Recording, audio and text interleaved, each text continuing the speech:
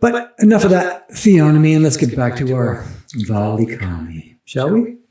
So let's import my proposed phonetic aspect into our puzzle now, shall we? Then we can at least see the puzzle well enough for Wheel of Fortune, right? Wrong. Because we haven't fully addressed that vowel to the far right yet. We haven't fully addressed that vowel right before the Y part, before the ya part, if you like. An intentional chevron or carré shape, a circumflex of sorts. Okay, this is where we enter into Wonderland, as Gigi says, as YHWH says, as if he never does. And it is here that I'm proposing a fairly solid E to twin our aspiration with. I'm proposing the long vowel E, as in our English word sheep. I'm proposing what Arabic linguistic experts define as your right and proper ya, with those doubling of dots above dictating a double E. A doubling of dots that we continue to see in our modern Hebrew. A doubling of dots that we even see in our nominative al, gad, il. That lower doubling of dots that dictate an E rather than the apparent al, al. Yielding an il rather than an al, an ilahim rather than an Allah. Now, to that onomastic end, please allow me one final comment on this mysterious pronunciation before we continue with our wonderful inscriptions. Allow me the asinine comment that I find it total hilarious that even donkeys might have been doing some glorious self-identification of Jesus. Yes, donkeys. Identifying him as he rode through the streets on that exalting Palm Sunday, as well as clearly identifying the angel of the Lord, that angel of the Lord in front of the impatient prophet Balaam, identifying him like, yeah.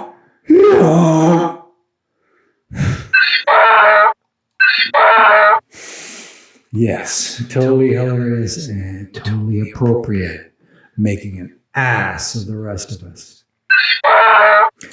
But all of that animal talk is wandering from Searle's excellent literary onomastics right on to onomatopoeia, a different category altogether. So let's move on to the next line, shall we?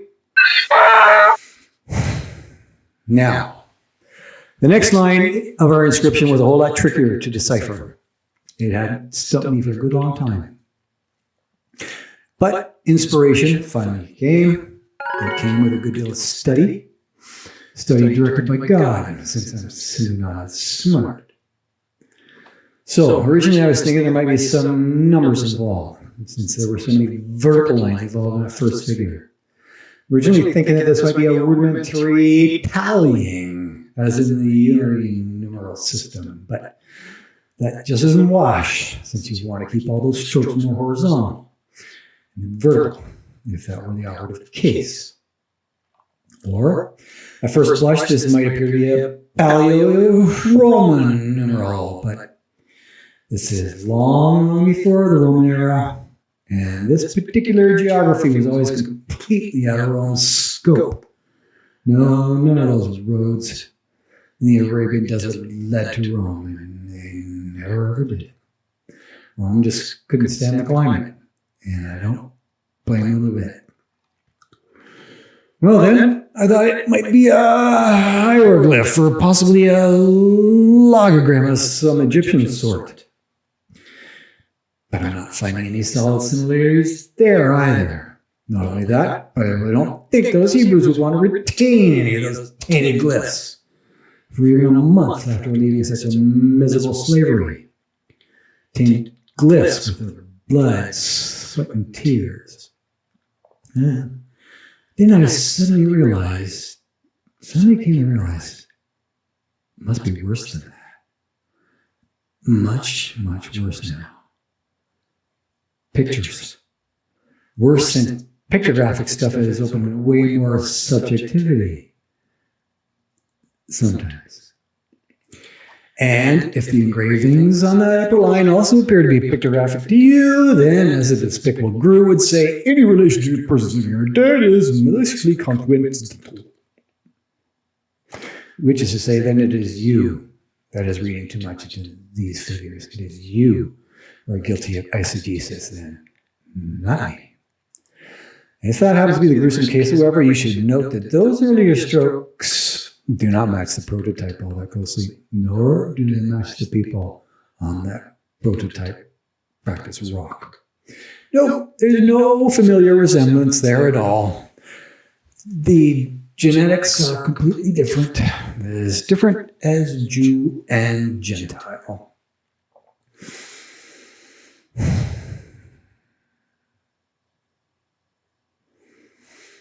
Still, the very first figure on that line does appear to resemble a cap.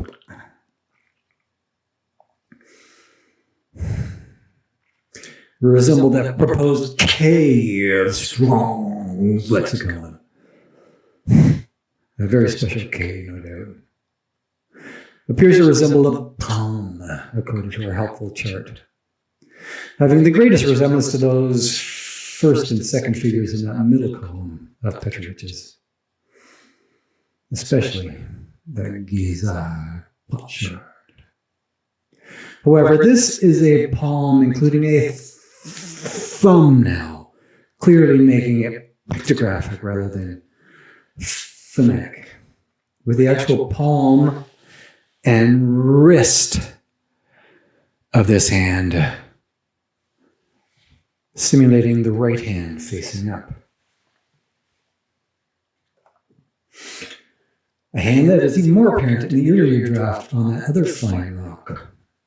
A rock where we appear also to have ultra-fine tracing of a hand, a tracing performed with a sharper tool, perhaps the popular chert vidret, popular for shaving and shearing sheep.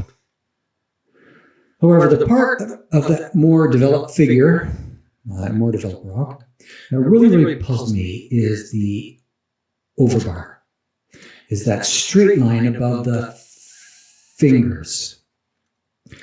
Now, please note, this is not damage from some car running over that massive rock. No, this rock was totally recessed when I first saw it, nor could I locate the broken part of it anywhere as hard as I tried. No, this overbar is totally deliberate engraving, having some profound meaning. And I would submit that this is an ingenious grammatical device signifying something uber transcendent about this finger figure. And some of our New Testament scribes may even have borrowed this grammatical device from that ancient tradition. Yes, borrowed it, since this very same literary device appears in our earliest Greek manuscripts, earliest Greek New Testament manuscripts. A device you can see on page 1 above in our earliest Romans manuscript, which is to say this may be a non-sacrum, a sacred name indicator, a grammatical device well researched and well published on by the late Larry Hurtado. Many thanks to him. A grammatical device indicating that this present figure is either referring to God directly or to someone or something really, really close to him. Referring to someone or something extraordinarily holy. So it is not a great stretch of the imagination to see that device as indicating a present divine possessive. To see that device as indicating a royal thy or thine, rather than less than royal your or yours of us common folk. Next, we have another puzzling figure to deal with. Really puzzling, unless you look at a lot of rear windows on minivans. I see stick people.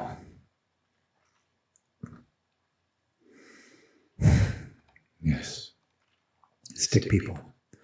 Not playing hockey.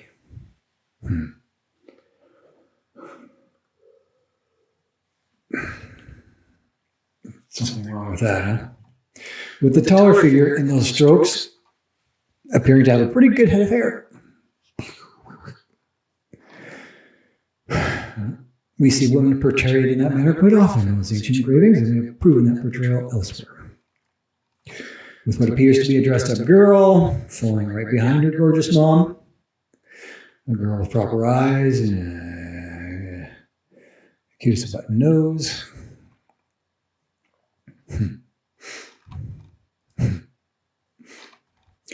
Then perhaps a son to her left with a loaded donkey leading the way. The eye, ears, and nose and nostrils of this donkey are simply stunning. Eye, ears, nose. Yeah. His ears, mouth, and nose. And something to the right of that donkey, a couple of foals perhaps. With a relatively larger figure directly below the stick family virus, located on the final line, you might say. A man with a mullet, a bow, and a scabbard. Well-stocked quiver. This larger figure is the colophon of this script. He is the author. He is the father. He is like Abi, who is supposedly the author of the Gazara calendar, with Abi's name mostly inserted at the very bottom of that calendar engraving, just like this guy. However, it seems our immodest author of this engraving couldn't even spell his own name, and that's just how primitive this inscription truly is. Then we appear to have a Bayet figure in this penultimate line. A Bayet figure. A slightly damaged Bayet, yet a rectangular Bayet that invariably represents a house, a very crowded house. A figure which, according to academia, symbolizes the room configuration and proportions of your typical civilian house in Egypt. A figure that makes a clear distinction between the sacred and the profane, between the private and the public meeting rooms. Or symbolizes the inner sanctum, as opposed to the cattle lowing in the manger type rooms, if you like that lowing sort of thing. A top view drawing of this house is always represented in the Egyptian hieroglyphics, often represented with a huge entrance. Often to emphasize their marvelous hospitality that I witnessed over and over in Egypt. But note that the vast difference of these house drawings of our chart, differences to draw clear distinctions between a plain old house and a castle, a virtual home showing pre-internet. But here we have something much less than a palace. Here we have something which is likely the top view of a hyper-crowded tent. Instead, a tent that likely had a peaked roof with a center pole or two perhaps, much like the tents of our present-day nomads. Peaked with a profile resembling our busted rock specimen. Very much like this peaked rock specimen featured in a recent archaeology mag of mine, which also happens to be busted. Sorry about that. Excuse the title. An artifact discovered at a much more northern location, inscribed at a much later time, at a location where Arabic nomads also would have used tents. An artifact that is a highly regarded Muslim figure claims has some allusion to Jesus. Sorry about that. A claim completely without context, based on two specious letters. But in our far more special artifact, we almost certainly have a tent configuration with an extended entranceway. An entranceway with a small windbreak to keep out the pervasive dust, no doubt. With what may be a flap on the left side of this entranceway. A flap described as a curtain in Habakkuk to cover the little doorway. And something intentionally round on the right side of this entranceway. A small cooking pot, I would imagine, in order to cook your manna and quail.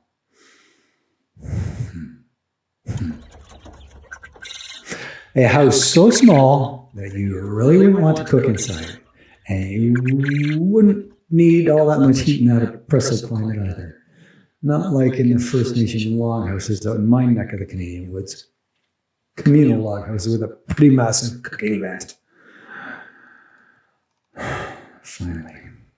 Finally, I would like to draw your attention to a very special figure to the very left of this above figure.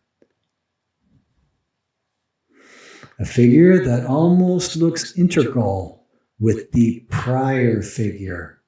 Yet this is definitely a distinct and deliberate figure to finish off this marvelous script. A figure that totally validates our Bayit determination. But more so, a figure to put all of this inscription into a locative perspective, as in a "you are here" marker on a hiking trail map. A figure that I submit is a tent peg. A tent peg strategically situated at the front left corner of this tent. A tent peg to secure this tent, to keep this tent from being blown away. A contextual correlation and the probable connotation of this astute pictograph. A figure that I believe is a very clear logogram of the possessive word keep. And that keeping verb is key to our hyperliteral translation. How so, you say? Well, have you ever heard the idiom, "you sure nailed that one"? Or "you sure had that one pegged"?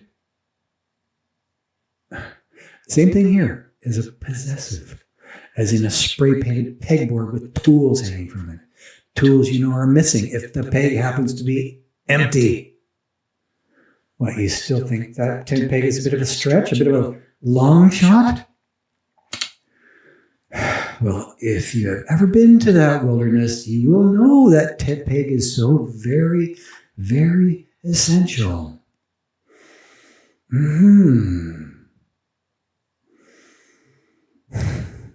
This picture is just a stone's throw from our resort there. Not only that, but you should also know that I'm not the only one using that tent peg terminology. No, Russell Jacquet Assia, whom I've also had some correspondence with, and others use it as well. Russell even thinks that the precursor to our beloved Bob symbol was an actual tent peg. And I can definitely see that evolution. Plus, you can see that evolution from this additional source as well.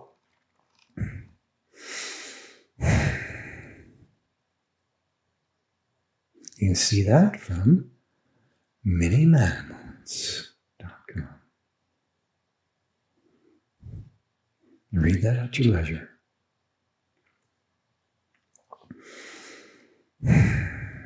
Now, did you read the making secure part there and the securing something part there? It sounds synonymous to certain keeping to you? So, in closing, I would like to repeat that this keeping verb is key to the grammar of the day. Even if this peg figure appears to be just a seemingly minor and unnecessary paraphrastic, an unnecessary addition. However, this figure is also key to what we demonstrated in our It's a sort of panel article as well. A tent peg indicates stability, indicates stasis, indicates security at an exact point of time. Paralysis of pressure.